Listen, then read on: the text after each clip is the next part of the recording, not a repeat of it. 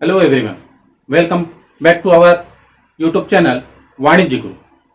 दोस्तों, आज हम देखेंगे साझेदारी व्यापार के अंतर्गत कौन कौन से लेखे किए जाते हैं, किस प्रकार के ट्रांजैक्शन की एंट्री की जाती है। इस वीडियो में हम जानेंगे कि लाभ हानि नियोजन खाता किस प्रकार से बनाया जाता है और उसके पूर्व कौन कौन सी जनरल एंट्री की जाती है। तो आइए दोस्तों, आज का हम अपना टॉपिक शुरू करते हैं।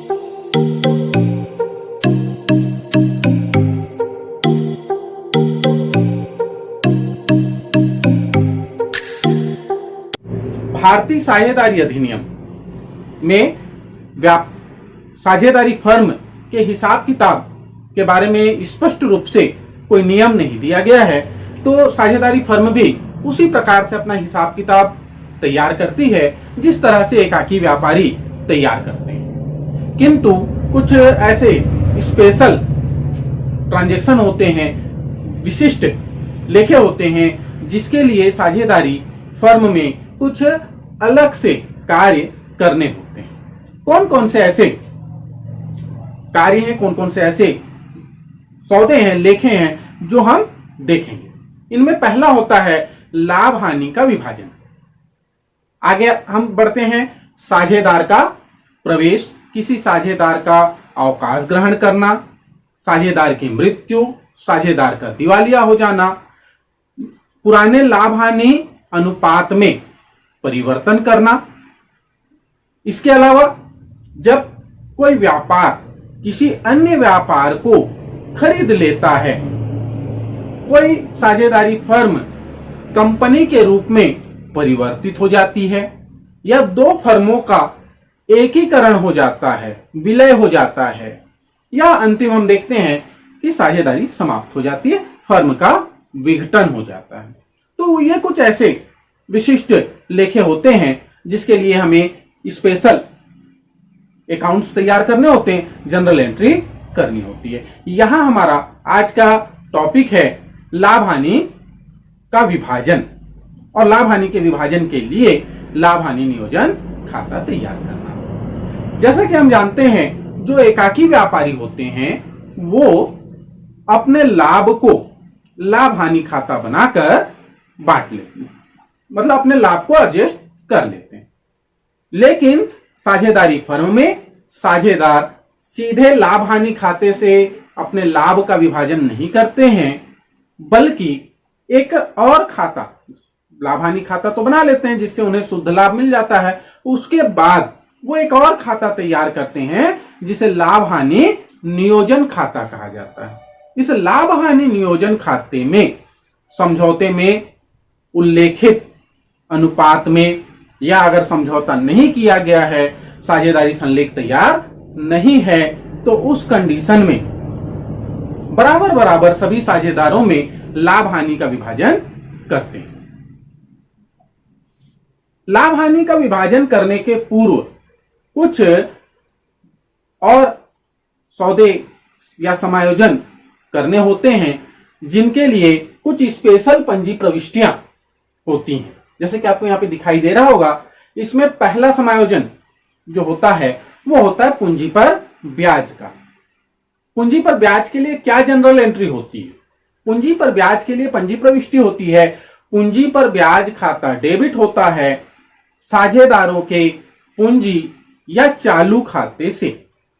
साझेदारों के पूंजी दो प्रकार से होते हैं। हमने अपने पूर्व के एक वीडियो में इसके बारे में बताया था कि पूंजी खाता दो प्रकार से होता है, स्थायी पूंजी खाता और परिवर्तन से। अगर स्थायी पूंजी खाता होता है, साझेदार स्थायी रखना चाहते हैं अपनी पूंजी, तो वो फिर एक और खाता, चालू खाता या चल खाता तैयार करते हैं, जिसमें पूंजी पर ब्याज, आहरण पर ब्याज, वेतन आदि का लेखा किया जाता है। इसलिए यहां पर हम पूंजी या चालू खाते में क्रेडिट करेंगे।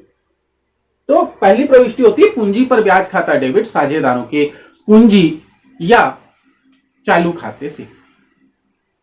इसका डिटेल हम देखते हैं। पूंजी पर ब्याज ये साझेदारी फर्म के लिए व्यय है, और चूंकि व्यय और व्यय के खाते डेबिट किए जाते हैं, इसलिए पूंजी पर ब्याज खाता डेबिट होगा। और ये पूंजी पर ब्याज की जो रकम है, यह अमाउंट साझेदारों को मिलेगा। पर साझेदारों को हम बुला के, लो भाई तो आपका ब्याज पकड़ो, इस तरह से नहीं देंगे, है ना। साझेदारों को बुला के उनको नगद में पैसे नहीं बांटेंगे। क्या करेंगे, उनके पूंजी खाते में उतनी राशि क्रेडिट कर देंगे, जमा कर देंगे। क्रेडिट का मतलब जमा, तो जमा कर देंगे उनके खाते में। इसीलिए ये पंजी प्रविष्टि होगी, पूंजी पर ब्याज डेबिट होगा और साझेदारों के पूंजी या चालू खाते क्रेडिट किए। दूसरा, अब इसके बाद इस पूंजी पर ब्याज खाते को हम बंद कर देंगे और उसकी जो राशि है वो लाभ हानि समायोजन खाते में हस्तांतरित कर दी जाएगी। तो क्या पंजी प्रविष्टि होगी, पूंजी पर ब्याज खाता डेबिट हुआ था, अब उसको अपलिखित करने के लिए, राइट ऑफ करने के लिए क्रेडिट करना पड़ेगा। तो लाभ हानि नियोजन या समायोजन, कहीं कहीं समायोजन कहा जाता है और नियोजन भी कहते हैं। तो लाभ हानि समायोजन खाता डेबिट होगा पूंजी पर ब्याज खाता से। ठीक है, समझ में आ गया। फिर अगला हम देखते हैं आहरण पर ब्याज। आहरण पर ब्याज फर्म के लिए आय है, इनकम है, साझेदार देते हैं, फर्म को मिलता है, मतलब फर्म के लिए आय है और आय के खाते क्रेडिट किए जाते हैं, इसलिए आहरण पर ब्याज खाता क्या होगा, क्रेडिट होगा। अब आहरण पर ब्याज खाता क्रेडिट होगा तो डेबिट कौन सा खाता होगा, ये आहरण पर जो ब्याज की रकम है, ये भी साझेदार, है ना, अपना बटुआ निकाल के नगद नगद नहीं देंगे। ध्यान दीजिएगा, ये रकम हम कैसे उनसे वसूलेंगे, उनकी पूंजी की राशि को कम करके, जो उनके पूंजी खाते में बैलेंस है उसमें से काट लिया जाएगा। तो उसमें से काटेंगे, उसको काटने के लिए याद रखिएगा हमेशा, साझेदारों के पूंजी खाते को जब हम क्रेडिट करते हैं तो उनके खाते में रकम जमा होती है, जुड़ती है, और जब साझेदारों के पूंजी खाते को डेबिट कर देते हैं तो उनके खाते में रकम क्या होती है, कम होती है। तो साझेदारों के पूंजी या चालू खाते को डेबिट करेंगे आहरण पर ब्याज खाता से। फिर ये जो आहरण पर ब्याज खाता है, इसे भी राइट ऑफ कर देंगे, है ना। ये एक अवधि विशेष के खाते हैं, तो अंतिम में, वर्ष के अंत में ऐसे सारे खाते बंद कर दिए जाते हैं और इनके शेष को अन्य खाते में ट्रांसफर कर देते हैं। तो ये खाता भी बंद हो जाएगा और बंद होके इसका अमाउंट, इसकी राशि कहां चली जाएगी, लाभ हानि समायोजन खाते में। तो हम फिर से जनरल एंट्री क्या करेंगे, तो जनरल एंट्री हो जाएगी, पहले आहरण पर ब्याज क्रेडिट हुआ था, राइट ऑफ करने के लिए उसे डेबिट करना पड़ेगा। तो आहरण पर ब्याज खाता डेबिट, लाभ हानि समायोजन खाता से। तो ये हो गया, मतलब हर एक सौदे के पीछे दो प्रविष्टि हम करेंगे। फिर आगे देखते हैं, साझेदारों को अगर वेतन और कमीशन मिलता है, समझौते में अगर होगा तो मिलेगा, नहीं है तो नहीं मिलेगा। अगर उन्होंने समझौता किया था, किसी साझेदार को वेतन या कमीशन की राशि प्राप्त होती है, तो फिर वही बात कि वेतन और कमीशन जो भी होगा वो फर्म के लिए व्यय होगा और व्यय के खाते डेबिट होते हैं, इसलिए ये खाता भी क्या होगा, डेबिट होगा। साझेदारों के वेतन या कमीशन खाते को डेबिट करेंगे और साझेदारों के पूंजी की राशि में ये अमाउंट जोड़ देंगे। तनख्वाह नहीं देंगे, पैसा नगद नहीं देते हैं ना, नगद लेन देन नहीं होता, जो भी कमी या वृद्धि करनी होती है पूंजी खाते में करते हैं, कैश में बुला के किसी को पैसे नहीं देंगे। तो साझेदारों का वेतन या कमीशन खाता डेबिट, साझेदारों के पूंजी या चालू खाता से। ये प्रविष्टि हो गई। फिर नेक्स्ट अब इस वेतन कमीशन को बंद करना है, अपलिखित करना है, तो साझेदारों का लाभ हानि समायोजन खाता डेबिट होगा। ठीक है, लाभ हानि समायोजन या नियोजन खाते को डेबिट करेंगे, कहीं कहीं लाभ हानि वितरण खाता भी कहा जाता है, तो इसे डेबिट करेंगे और साझेदारों के वेतन या कमीशन खाते को क्रेडिट करेंगे। याद रखिएगा, यहां पर इस समायोजन प्रविष्टि में, है ना, जब भी हम किसी खाते को बंद करेंगे, अपलिखित करेंगे, तो उसमें से एक खाता, उसकी अमाउंट कहां जाएगी, लाभ हानि नियोजन खाते में जाएगी। फिर ये तो हो गया पूंजी पर ब्याज, आहरण पर ब्याज, वेतन और कमीशन के बारे में। फिर आगे हम देखते हैं ऋण पर ब्याज का लेखा। ऋण पर ब्याज फर्म देगी, है ना, फर्म देगी और किसे मिलेगा वो, तो वो साझेदार को। ठीक, तो इसकी प्रविष्टि पूर्व में कुछ हुई होगी। क्या प्रविष्टि होगी, वास्तविक प्रविष्टि अगर हम देखें तो वास्तविक प्रविष्टि इसके लिए क्या हुई होगी, तो ऋण में वो अमाउंट जोड़ दिया जाता है। तो पंजी प्रविष्टि हो जाती है ऋण पर ब्याज खाता डेबिट साझेदार के ऋण खाता से। अब उस ऋण पर ब्याज खाते को हम बंद करेंगे। ऋण खाता बंद नहीं होगा। ऋण खाता कब बंद होगा, जब पैसा पेड हो जाएगा। अभी हम केवल ऋण पर ब्याज खाते को बंद करेंगे। ऋण पर ब्याज खाते को बंद करने के लिए क्या प्रविष्टि करनी पड़ेगी, इस ब्याज की प्रविष्टि पूर्व में हो चुकी है ना। अब केवल हमें उसे राइट ऑफ करने की प्रविष्टि करनी है। तो राइट ऑफ करेंगे, अपलिखित करने के लिए उसकी प्रविष्टि हो जाएगी लाभ हानि समायोजन खाता डेबिट ऋण पर ब्याज खाता से। इसी तरह से एक केस और आता है, एक कंडीशन और बनता है, अगर साझेदार अपने लाभ में से कुछ राशि बचाकर उसे संचय के रूप में, रिजर्व के रूप में रखना चाहते हैं, तो एक संचय खाता तैयार किया जाता है। तो लाभ हानि समायोजन खाता डेबिट होगा संचय खाता से। लाभ हानि समायोजन खाता डेबिट कब होता है, जब लाभ में कमी आती है। ध्यान दीजिएगा, लाभ हानि समायोजन खाता डेबिट कब होता है, जब लाभ में कमी आती है। संचय दायित्व तो होता है, लायबिलिटीज है, और लायबिलिटीज के खाते क्रेडिट होते हैं, संचय खाते को क्रेडिट करें। आपको सारी प्रविष्टियां, जितनी भी प्रविष्टि हम करेंगे, सबका है ना डिटेल कारण मालूम होना चाहिए कि यह प्रविष्टि वास्तव में हो क्यों रही है। ऐसा नहीं कि मैंने कह दिया कि डेबिट होगा तो डेबिट करेंगे, उसका कारण होता है, उस कारण को भी आपको जानना है। फिर अब आ गए हम लाभ हानि निकालने के लिए। हमने लाभ हानि निकाल ली। अगर फर्म को लाभ होता है, इस पूरे समायोजन के बाद फर्म को लाभ होता है, ठीक है, लाभ में शेष बचा है जो साझेदारों में बांटना है, तो क्या प्रविष्टि होगी, लाभ हानि समायोजन खाता डेबिट होगा साझेदारों के पूंजी या चालू खाता से। यह कब होगा, जब फर्म को लाभ हुआ है और वो लाभ सारे समायोजन करने के बाद शेष बचा है, तो इस शेष बचे लाभ को हम साझेदारों में उनके निश्चित अनुपात में बांट देंगे, है ना। अगर कोई अनुपात नहीं है, समझौता नहीं है, तो बराबर बांटेंगे। तो लाभ होगा तो लाभ हानि समायोजन खाता डेबिट साझेदारों के पूंजी या चालू खाता से।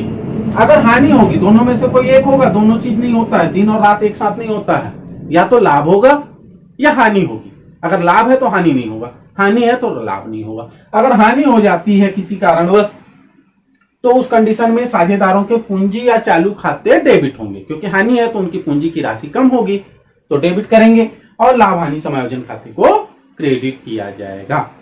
तो ये प्रविष्टियां हम करेंगे। लाभ हानि नियोजन खाता, लाभ हानि नियोजन खाते का एक निश्चित प्रारूप होता है, जिसमें दो साइड होते हैं, ये हमारा डेबिट साइड और ये क्रेडिट साइड। सबसे पहले जो प्रॉफिट है ना, वो प्रॉफिट हम यहां पर लिखेंगे, ठीक है। ये हम लाभ हानि खाते से यहां लाते हैं, लाभ हानि खाता को, या इसकी जगह हम शेष लाया गया करके भी उसे दिखा सकते हैं, जो भी अमाउंट होगा। अगर हानि हो गई तो वो अमाउंट इस तरफ आ जाएगा हानि होने पर, ठीक है। ये हानि होगी अगर फर्म को पूर्व में हानि होगी तो वो डेबिट साइड लिखेंगे, अगर लाभ है तो क्रेडिट साइड में, ठीक, और वो यहां पर आ जाएगा। फिर इसके बाद साझेदारों की पूंजी पर ब्याज जो हम प्रविष्टि किए थे, उसी प्रविष्टि को यहां खतौनी करनी है उसकी, है ना। मान लो ए और बी दो साझेदार हैं, तो ए और बी, ये ए के, ये बी का, और यहां पर टोटल। अगर मान लो किसी को हम वेतन देते हैं, मान लो किसी साझेदार का वेतन है, तो साझेदार के वेतन खाता से। और इसी प्रकार से अगर कमीशन है, तो इस वेतन की जगह हम क्या लिख देंगे, कमीशन लिख देंगे। बाकी प्रविष्टि सेम रहेगी, कमीशन के नाम पे आ जाएगा। आहरण पर ब्याज इस साइड लिखते हैं, साझेदार के आहरण पर ब्याज। आहरण पर ब्याज, वैसे ही ए और बी मान लो दो साझेदार हैं, तो दोनों के आहरण पर ब्याज की रकम को हम यहाँ पर लिखेंगे, दोनों का एक साथ लिख लेंगे, यहाँ टोटल करके उसके अमाउंट को यहाँ दिखा देंगे। तो ये हो गया हमारा आहरण पर ब्याज। अगर कुछ संचय वगैरह है तो यहाँ पर हम संचय खाता से, ये भी ए और बी, ए का संचय बी का संचय, टोटल संचय। क्लियर है? फिर दोनों तरफ का हम क्या करेंगे, दोनों तरफ का डेबिट और क्रेडिट दोनों साइड का हम यहाँ पर बराबर में टोटल कर लेंगे नीचे, और टोटल करने के बाद देखेंगे अगर क्रेडिट साइड का टोटल अधिक होगा तो फर्म को क्या होगा, लाभ होगा। फर्म को क्या होगा, लाभ होगा। और अगर डेबिट साइड का टोटल अधिक है तो फर्म को हानि होगी। ठीक, यहां से हम लाभ हानि निकालेंगे। अगर क्रेडिट ज्यादा है तो उस अमाउंट को यहां लिखेंगे, यहां आ जाएगा साझेदारों के पूंजी खाते। ये कब होगा, लाभ होगा तब। यहां भी ए और बी, और इसमें उनका जो भी अनुपात है, लाभ हानि का रेशियो है, उस रेशियो में बांट देंगे और टोटल अमाउंट को यहां लिख देंगे, और दोनों तरफ की राशि फिर बराबर हो जाएगी। अगर मान लो खुदा न खास्ता कि हानि होगी, तो यहां पर पूंजी आबलिक चालू खाता करके, है ना, डेबिट में से शब्द लिखते हैं, क्रेडिट में को लिखते हैं, इंग्लिश में लिखते हैं तो डेबिट में टू लिखते हैं, क्रेडिट में बाई लिखते हैं। तो यहां अगर हानि होगी तो यहां पर आ जाएगा। ठीक है, और फिर इस तरह से दोनों तरफ की राशि बराबर हो जाएगी। क्रेडिट अधिक होने पे लाभ होगा और डेबिट अधिक होने पे हानि होगी। ठीक है, ये हो गया हमारा लाभ हानि नियोजन खाता। इससे जो भी लाभ हानि निकलेगी वो साझेदारों के पूंजी खाते में क्रेडिट होगी। तो दोस्तों, आज का ये वीडियो आपको कैसा लगा? अगर आपके मन में इस प्रारूप के संबंध में या जनरल एंट्री के संबंध में कोई भी डाउट हो, किसी भी प्रकार से कुछ दुविधा हो, कोई सवाल हो, तो आप कमेंट करके हमें जरूर पूछेंगे। आप बताइए कि ये वीडियो आपको कैसा लगा। अगर अच्छा लगा है तो अपने दोस्तों को शेयर कीजिए, और अगर हमारे चैनल में नए हैं तो चैनल को सब्सक्राइब कीजिए। धन्यवाद दोस्तों। जय हिंद, जय भारत।